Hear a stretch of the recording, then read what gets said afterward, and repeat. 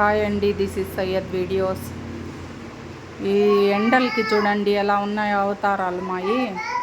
ఏం ఎండలైనా వానలైనా కడుపు వండుకొని తినడం మాత్రం తప్పడం లేదండి. ఇది ఏమైనా యాప్ ఉంటే బాగుంటుందండి. వండకుండానే వంటలు రెడీ అయ్యే యాప్ కానీ ఎవరన్నా కనిపెడితే భలే ఉంటుందండి. కూరగాయలన్నీ తెచ్చి పెట్టుకొని కామ్గా కూర్చొని చేయొచ్చు. మొత్తానికి ఇక్కడ నేనైతే ఆలు పరోటాకి రెడీ చేస్తున్నానండి. ఇవన్నీ ఉల్లిపాయలు, కరివేపాకు, పచ్చిమిర్చి, అల్లం ఉంది కదండి, చిన్న ముక్క తీసుకొని సన్నగా అంటే సన్నగా కట్ చేసుకోవాలండి. మనకి ఎంత సన్నగా అయితే అంత సన్నగా.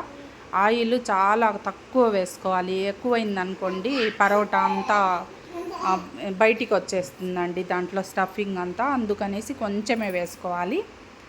అంతా మిక్స్ చేసుకొని ఇలా మనకి ఎంత సైజులో కావాలి ఉండలు అనేది చేసి పక్కన పెట్టేసుకోవాలండి. కొంచెం చల్లారిన తర్వాత అలా పక్కన పెట్టేసుకొని చపాతీ పిండి కలిపి పెట్టేశానండి ఆల్రెడీ. ఇవి కొంచెం ఎక్కువే తీసుకోవాలండి. చపాతీ పిండి కొంచెం పెద్దదిగానే తీసుకోవాలి, మామూలు చపాతీ కంటే కూడా. స్టఫింగ్ పెట్టాలి కదా లోపల, అందుకనేసి ఇది కొంచెం లావుగా ఉంటుంది. మరీ లావుగా కాకుండా మరి పల్చగా కాకుండా ఒక రకంగా రుద్దుకోండి. చాలా స్మూత్గా రుద్దుకోవాలండి. ఎలా పడితే అలా రుద్దేశామనుకోండి బయటికి వచ్చేస్తుంది మొత్తము. చాలా స్మూత్గా రుద్దుకోవాలి. చూడండి ఇలా రావాలి. మరీ లావుగా ఉండకూడదు, మరి పల్చగా కూడా ఉండకూడదు. తిప్పుకునేటప్పుడు కూడా జాగ్రత్తగానే తిప్పుకోవాలండి. ఒక్కసారి అటు ఇటు టర్న్ చేసుకున్న తర్వాత ఎలాగైనా తిప్పుకున్నా బాగానే వస్తుందండి. లేకపోతే విరిగిపోతాయి ఫాస్ట్గా తిప్పేస్తే. ఇప్పుడు రెండు వైపులు తిప్పిన తర్వాత ఆయిల్ లైట్గా వేసుకోండి. సూపర్గా పొంగుతూ భలే వస్తాయండి ఆలు పరోటా. మాత్రం చేసి చూడండి, ఒకసారి ట్రై చేయండి నేను చెప్పినట్లు. సూపర్ టేస్టీగా ఉంటుందండి. పెరుగుతో పాటు తినండి. పెరుగులో కొంచెం ఆవకాయ వేసుకొని తినండి. సూపర్ టేస్టీగా ఉంటుందండి.